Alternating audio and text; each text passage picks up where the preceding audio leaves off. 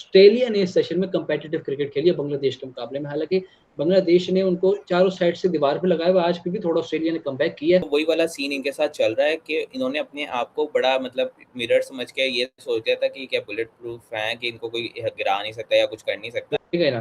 तो आज यही हुआ इनके साथ। कैमरन ग्रीन जो मुझे एक आने के प्लेयर नहीं लगते, आज वो भी 43 रन नॉट आउट खड़े हैं और ये पता नहीं कि कितनी देर तक खड़े होते हैं, लेकिन एलेक्स कैरी का मैं कह सकता हूँ कि ये बंदा अगर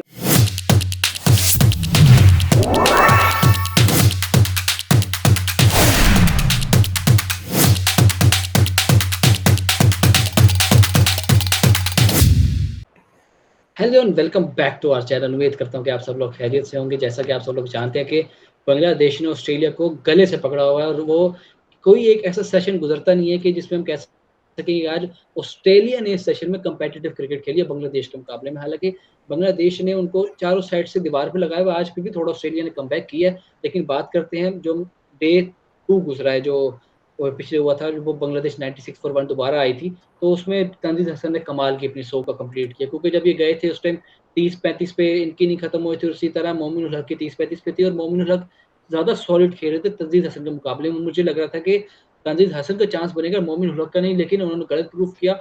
और जिस तरह वो डे आहिस्ता-आहिस्ता प्रोग्रेस हुआ, तो उन्होंने अपनी बैटिंग और अच्छा किया और उसको अपनी सेंचुरी में कन्वर्ट किया। और यही बड़ा फ़ायदा होता है कि अगर आप ऑस्ट्रेलिया जैसी जगह पे अपनी सेंचुरी पूरी करते हैं, तो आपका पूरी हर जगह नाम बनता है, हाइप बन जाती है, सारे लोग आपके बारे में डिस्कस करते हैं।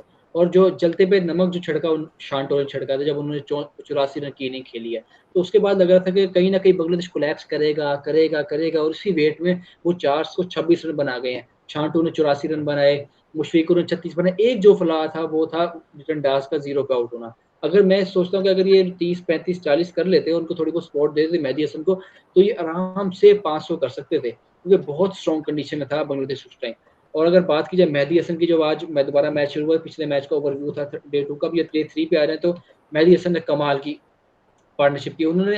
ये हम कह रहे थे कि मेहदी हसन जो एक ऑलराउंडर होते हुए उसने बॉलर को किस तरह खिलाया है। हसन महमूद ने 14 रन बनाए, ताजुल इस्लाम ने 17 बनाए, तस्कीन अहमद ने 14 बनाए, इबादत हुसैन ने 7 रन बनाए। यानी कि अगर हम इनको टोटल को ऐड करें तो ये कोई 50 रन के करीब चला जाता है, 43, 45 करीब, और 65 उन्होंने खुद बनाए। तो ये आप देख लें कि माइंडसेट किस तरह के उन्होंने मतलब दूसरी चीज़ों को साथ लेकर चलने, जिस तरह बाबर आजम ब्लैक कर रहे थे पाकिस्तान के वेस्ट इंडीज़ के खिलाफ फर्स्ट टेस्ट मैच में, इस तरह बांग्लादेश ने 426 रन बनाए, जो ऑस्ट्रेलिया अंडर प्रेशर आके खेला। बाकी अब ऑस्ट्रेलिया की बॉलिंग के बारे में बात करें जो फर्स्ट इनिंग में की है।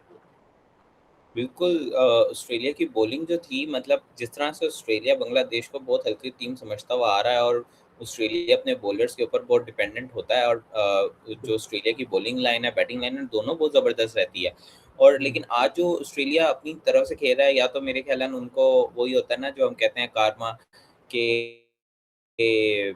दूसरे के घर पत्थर ना फेंको अगर अपना घर शीशे का हो। तो वही वाला सीन इनके साथ चल रहा है कि इन्होंने अपने आप को बड़ा मतलब मिरर समझ के ये सोच लिया था कि क्या बुलेट प्रूफ हैं कि इनको कोई गिरा नहीं सकता या कुछ कर नहीं सकता। लेकिन आज इनको जो बांग्लादेश ने दी है मतलब अभी मैच चल रहा है लेकिन जो बांग्लादेश इनको टक्कर दे रहा है वो ये डिजर्व नहीं करते।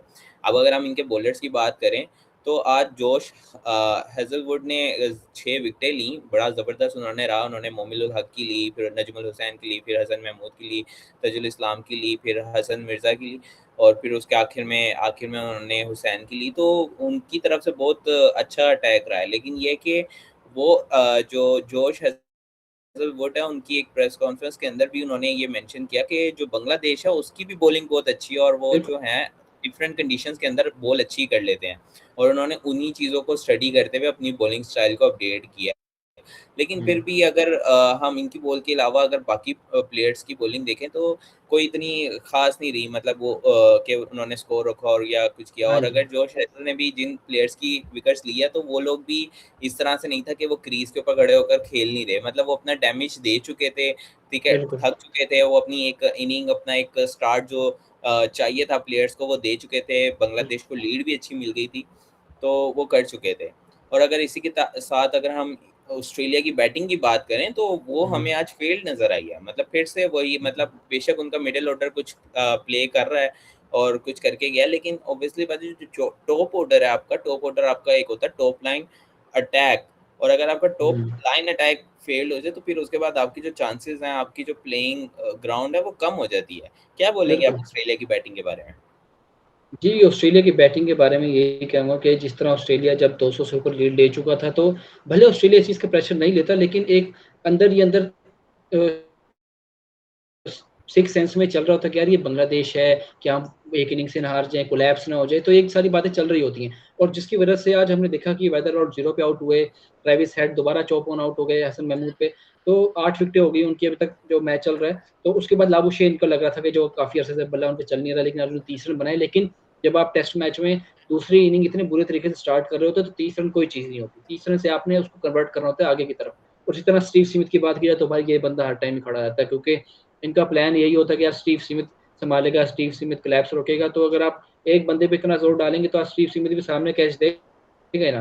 तो आज यही हुआ इनके साथ। कैमरन ग्रीन जो मुझे एक आने के प्लेयर नहीं लगते, आज वो भी 43 रन नॉट आउट खड़े हैं, और ये पता नहीं कि कितनी देर तक खड़े होते हैं। लेकिन एलेक्स कैरी का मैं कह सकता हूँ कि ये बंदा अगर थोड़ा बहुत लंबा खेलेगा तो बांग्लादेश को मुश्किल पड़ जाएगी, क्योंकि फोर्थ इनिंग में कहीं भी खेलना, भले वो पिच आसान बैटिंग के लिहाज ही है, लेकिन फिर भी बांग्लादेश को फोर्थ इनिंग में अगर ऑस्ट्रेलिया 150 से ऊपर कर लेता है तो बांग्लादेश के लिए मुश्किल खड़ी हो जाएगी। बाकी अगर बांग्लादेश की बॉलिंग की बात की, जो हसन महमूद दोबारा जिस तरह टॉप ऑर्डर को खाली किया उन्होंने, और ताजुल इस्लाम एक विकेट लेकर गए बहुत अहम, और मेहदी हसन ने जो स्टीव स्मिथ की विकेट ली वो बहुत कमाल थी, क्योंकि उसके बाद लग रहा था कि स्टीव स्मिथ को दोबारा कन्वर्ट करेंगे 70s 80s में, लेकिन उनसे वो हो नहीं पाया। बाकी आप आखिर में कुछ कहना चाहेंगे? जी, बिल्कुल। और अगर आप इसी के साथ अपनी कोई फ़ेवरेट प्लेयर पे या अपने फ़ेवरेट बॉलर पे या अपने फ़ेवरेट बैट्समैन पे या अपनी फ़ेवरेट टीम के ऊपर अपने को पॉइंट रखना चाहते हैं, तो आप हमें जॉइन कर सकते हैं, ठीक है? आप हमारी ईमेल ले सकते हैं mohammadzaim272@gmail.com, और जिस पर आप हमें ईमेल कर सकते हैं और हम आपको मीटिंग डिटेल्स और सारा कुछ शेयर कर देंगे।